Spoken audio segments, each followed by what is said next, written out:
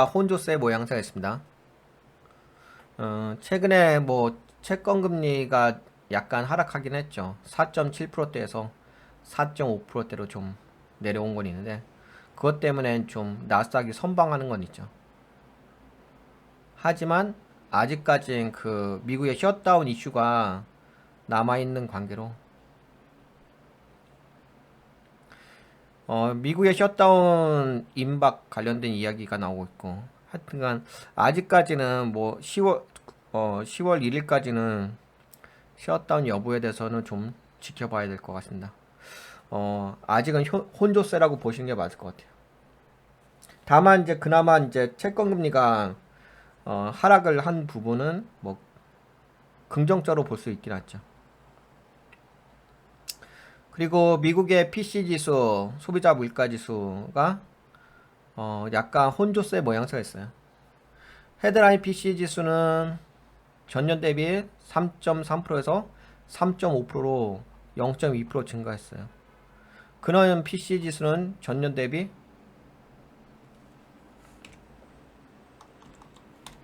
4.2%에서 3.9%로 감소한 건 있죠. 근원 PC 지수는 감소했지만 헤드라인 PC 지수는 증가했다는 부분이 있어요. 그래서 이게 약간 PC 지수가 혼조세 모양새가 있어요.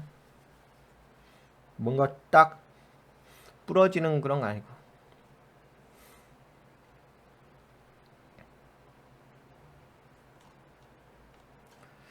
그래도 근원 PC 지수는 추세가 이렇게 좀 하락 추세는 있죠. 최근에 반등했다가 다시 한번 좀 하락하는 모양새. 근데 헤드라인 PC 지수는 빠졌다가 반등해서 올라왔죠. 그러니까 아직까지는 물가가 좀 혼조세 모양새가 있다고 봐야 되죠.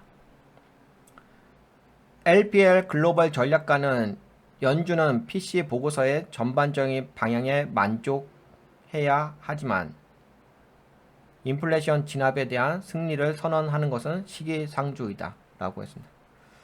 인플레이션은 뭐 2%대를 목표로 삼고 있어가지고 그나마 근원 PC 지수가 하락을 했지만 하락을 해봤자 뭐 3.9%니까 뭐 3%대로 다시 오긴 했는데 아직 2%대까지 간 건 아니니까요. 그리고 유가도 90%대, 90달러대에서 유지하고 있죠. 물론 유가가 조금은 내려온 것도 있어요. 어제 유가 관련된 방송을 좀 진행했죠. 제가 얘기했던 기준 가격대를 깨면서 내려왔죠. 이전 캔들 자체가 후크형 캔들 나고서 하락 확인형 눌림 역십자 블랙 캔들 나왔죠.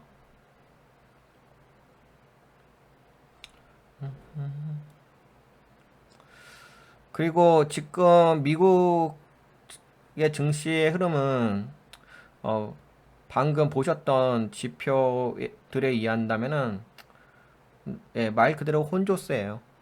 그리고 가장 지금 큰 이슈라고 볼 수 있는 것은 미국의 셧다운 문제죠.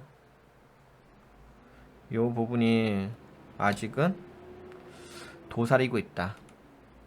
아직은 해결되지 않았다. 라고 볼 수가 있겠죠. 미국의 셧다운 임박, 하원석, 셧다운 임박이라고 합니다. 이런 이야기가 있고 오늘 또 기사가 올라온 것은 또 이런 이야기도 있어요. 지금 요거는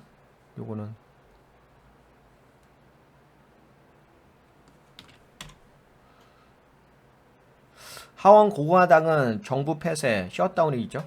가능성이 높아짐에 따라 휴회를 이제 잠시 멈추는 거 있잖아요. 그거를 이제 취소했다고 합니다. 그러니까 계속적으로 이제 협상 가능성을 남겨둔 거죠. 통과시키기 위해서. 아무래도 미국이 셧다운을 하게 되면은 예전에 그 무디스에서 미국의 셧다운 시 신용등급에 부정적인 영향을 끼칠 수 있다는 이야기가 있었죠. 무디스 미국 신용등급 강등 경고, 정부 셧다운 우려 고조. 근데 이미 미국의 신용등급은 피치4로부터 AA에서 AA 플러스로 강등이 됐죠. 근데 무디스까지 강등을 시킬 수도 있는 거죠. 그 이유가 미국의 셧다운인 거죠. 그 미국의 셧다운은 예산안 처리인 거예요. 새 년도 2024년도죠. 2024년도에 쓸 예산안 처리에 대한 부분인데 이 부분이 이제 처리가 돼야지만 또 정부가 잘 운영되긴 하겠죠. 근데 요것이 처리가 안 될 수도 있다는 거죠. 처리가 안 되게 되면 뭐 공무원들에게 월급을 못 준다. 그렇기 때문에 나라 기능이 제대로 잘 안 들어간다. 그렇게 되면 뭐 미국의 신용등급이 좀 부정적인 영향을 받을 수 있겠다. 라는 이유 때문에 지수를 보셔서 아시겠지만 지수도 약간은 혼조세 모양새잖아요. 뭔가 딱 부러지게 올라간다, 떨어진다 그런 건 아니잖아. 이거를 약간 차트로 보게 된다면은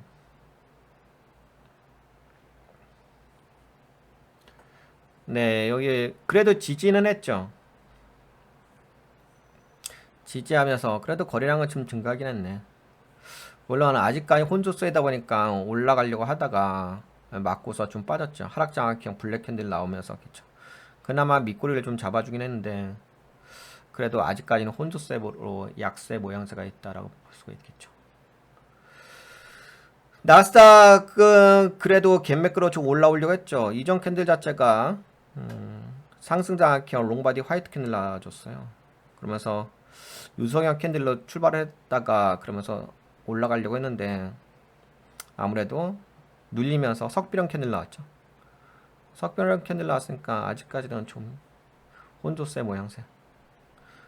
마찬가지로 S&P 500도 올라가려고 했지만 아직은 혼조세 모양새가 있다 보니까 하락 반격형 롱바디 블랙 캔들의 모양새. 아직은 좀 약세 모양새가 있는 거죠. 그나마 뭐 필라델피아 반도체 지수가 이전 캔들이 상승장악형 화이트 캔들 좀 강하게 좀 올라왔죠. 올라왔다가 또 저항대 맞으면서 석별한 캔들이 나와줬습니다. 그러니까 뭐 셧다운 문제가 우선은 좀 해결이 돼야 될 것 같아요. 이 부분이 해결돼야 되는데 니케이 지수는 계속 좀 눌린 블랙 캔들 나오면서 약세 모양새가 있죠.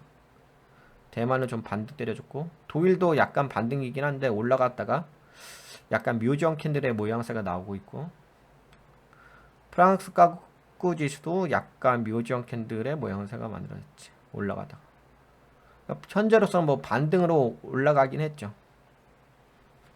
상하이 쪽은 뭐 N자형 파동의 모양새 뭐 크게 빠진다 이렇게 보기는 어렵고 그냥 올라갔다가 아직은 약세 모양새 N자형 파동. 홍콩 쪽은 그래도 올라오긴 했죠. 상승 올린 캔들 나왔고 유로존도 올라왔다가 유성형 캔들이 한데 약간 묘지형 캔들의 모양새가 있죠. 화이트. 다들 약간 반등을 해주긴 해줬어요. 그동안 좀 계속 하락을 하다가 글로벌 증시가 반등을 해주긴 해줬는데 아직까지도 좀 혼조세라는 부분이 있습니다. 한국 증시는 그나마 좀 9월 27일 날 연휴가 시작되기 전날 그래도 코스피가 상승 반격형 화이트 캔들 좀 나와줬죠. 코스닥은 상승 관통형 화이트 캔들 그래도 약간은 이제 반등을 해주려고 하는 거죠. 그래서 지금의 뭐 한국 증시나 글로벌 증시, 미국 증시 모두 다 반등의 모양새가 있다고 볼 수가 있긴 하겠습니다. 근데 이제 확실하게 돌린 건 아니죠. 근데 뭐 확실하게 돌리는 것은 10월 1일 이후로나 좀 볼 수가 있긴 하겠지. 근데 또 미국도 이제 휴장이니까 주말이죠. 토요일, 일요일 미국도 휴장이니까 뭔가 변화된 것이 증시에 반영되기는 어렵겠죠. 그나마 뭐 월요일장에 반영이 될 수 있을 것 같긴 한데 이틀 동안은 또 미국 증시도 잘 우리가 근데 뭐 셧다운 부분만 좀 해결된다고 한다면은 그렇다면 뭐 긍정적으로 볼 수 있죠. 왜냐면은 채권 금리가 최근에 뭐 4.7%까지 올라갔다가 다시금 뭐 4.5%좀 떨어지면서 그나마 좀 안정화되고 있는 모양새가 있죠. 하지만 유가도 좀 안정화되고 있죠. 유가도 지금 95달러까지 올라갔다가 90달러대로 좀 하락을 했잖아요. 아까 보셨다시피 이전 캔들 자체가 후끈형 캔들 나왔다가 하락 확인형 캔들 나왔으니까 그러니까 뭐 셧다운 이외의 그 경제 지표는 그나마 긍정적인 모양새를 띠고 있어요. 다만 이제 미국의 내부적인 문제가 남아 있다는 거지. 그 내부적인 문제만 좀 잘 해결이 된다고 한다면은 뭐 크게 문제 없지는 않을까. 문제는 좀 없어질 것 같긴 해요. 잘 해결만 된다. 근데 뭐 지금 민주당하고 공화당에서 서로 좀 의견의 차이가 있는 거죠. 예산에 대해서. 공화당도 나름대로 좀 협상을 잘 하려고 합니다. 굳이 셧다운까지 가려고 하는 것 같진 않고 나름대로 좀 노력을 하고 있는 것 같긴 한데 그거야 뭐 하루 이틀 좀 기다렸다 보면은 결론이 나오겠죠. 그러니까 내일 오늘이 9월 30일이니까 10월 1일 되게 되면 결론 나오겠지. 결론이 나오게 되면은 뭐 시장의 반응이 있긴 하겠죠. 근데 아무래도 저건 있죠. 미국 증시는 열리지가 않잖아요. 그러니까 미국 증시를 통해 가지고 그 셧다운이 시장에 어떤 영향을 주고 있는지는 알 수가 없을 것 같고 그나마 약간 채권 금리라든지 아니면 뭐 유가라든지 이걸 좀 통해 가지고 확인할 수 있긴 하죠. 그렇습니다. 미국도 이제 휴장이다 보니까 아직까지는 뭐 가장 큰 이슈는 뭐 셧다운 문제예요. 그 예산안 처리 부분. 그것이 지금은 근데 뭐 방금 말씀드린 것처럼 뭐 채권 금리도 좀 하락했고 물론 많이 하락한 건 아니죠. 고점 찍고서 하락한 거죠. 제가 여러분들에게 예상했던 그대로였잖아. 제가 채권 금리가 4.7%대까지 올라간다 그랬죠. 정확하게 4.7%대까지 올라갔지. 그리고 나서 4.5%로 떨어졌지. 그리고 유가도 제가 말씀드린 것처럼 올라갔다가 거래량 없이 올라갔다가 지금 다시 빠졌잖아요. 95달러까지 올라갔다가 91달러. 현재까지는 제가 예상한 범위 내에서 움직이고 있습니다. 네, 그렇습니다. 그래서 뭐 내일 한번 셧다운 그 처리 결과를 좀 보고 나머지 경제 지표는 극한까지 올라갔다가 지금은 좀 조정받는 모양새를 가지고 그렇게까지 나쁜 건 아니에요. 그나마 이제 이런 거죠. 그동안 이제 이렇게 미국 지수가 떨어고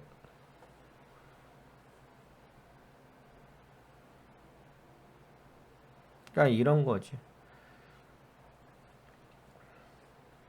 이 나스닥이 그대로 시장의 그 반응을 보여주고 있는 것 같아요. A, B, C 파동. 그리고 지금 셧다운 문제가 미국 정부의 셧다운 문제가 걸려 있는 거니까. 근데 요 정도 수준인 것 같아요. 반등 정도의 수준. 좀 혼줬어요.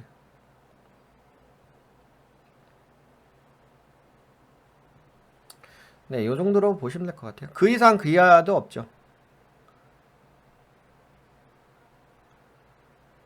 그래도 제가 보기에는 시장에서는 어느 정도는 네, 긍정적인 관점으로 보고는 있어요. 물론 이제 주가 그 지수는 하방으로 좀 빠지면서 약세 모양새는 있지만 그래도 뭐 시장에서는 좀 최근에 좀 거래량도 살짝 증가한 부분도 있어서 그리고 이게 약간 돌려준 것도 있잖아요. 물론 뭐 추세가 완벽하게 돌린 건 아닌데 그래도 이렇게 좀 약간 반등해 주려고 하는 부분이 있으니까 반등 정도는 네, 좀 있어 보일 것 같습니다. 네, 그러면은 뭐 글로벌 증시, 미국 증시, 네, 여기 한국 증시까지 여기까지 좀 개략적으로 좀 살펴볼게요. 네, 도움이 되셨다 생각되신 분들은 네, 좋아요. 새로 오신 분들 꾸덕꾸덕 한번 눌러주고. 아, 그리고 제가 현재까지로 봤을 때는 제가 여러분들에게 좀 예상을 했던 특별하게 제가 예상한 범위 내에서 벗어나고 있지는 않아요. 제가 전망 같은 거를 좀 자료를 올려드렸잖아. 카톡방에 커뮤니티 게시판에 9월은 약세장이라고 말씀드렸고 그쵸? 10월은 반등이 좀 나올 것 같다 이렇게 말씀드렸고 네, 10월에 반등은 나올 기미가 좀 있죠. 예. 쉬었던 문제만 해결되면 반등이 나올 기미가 있어. 그러면서 요새 그 엔비디아 쪽이 좀 올라가긴 했죠. 반도체 쪽이. 그래서 만약에 반등해서 올라오게 되면은 반도체가 좀 다시 좀 탄력을 받지 않을까 그렇게 보고는 있어요. 뭐 반도체 아니면 뭐 2차전지겠죠. 뭐. 어차피 반등해서 올라간다면 성장주가 올라가는 거니까. 그렇죠? 여하튼간에 뭐 제가 보는 관점에서는 제가 예상한 범위 내에서 특별하게 변화된 건 없는 것 같아요. 그냥 여러분들이 이거 참고하시면 될 것 같아요. 만약에 제가 예상한 범위를 뭐 벗어났다고 한다면 아 요거는 좀 많이 벗어났는데요 라고 얘기하겠는데 큰 그림 내에서 뭐 벗어난 건 없잖아요. 그리고 뭐 채권 쪽도 마찬가지죠.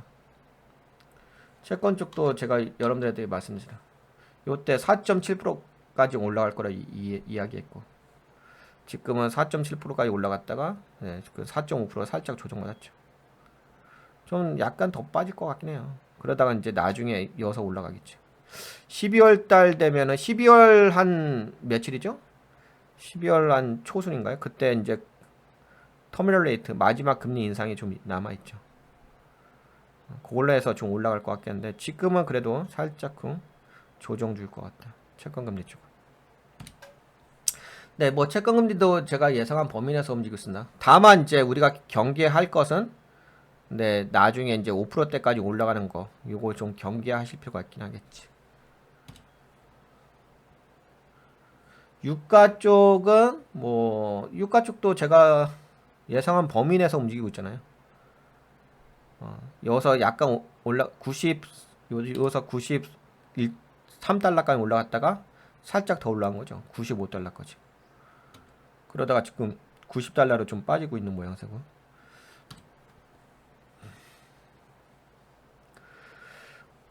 유가도 꺾여 있어요.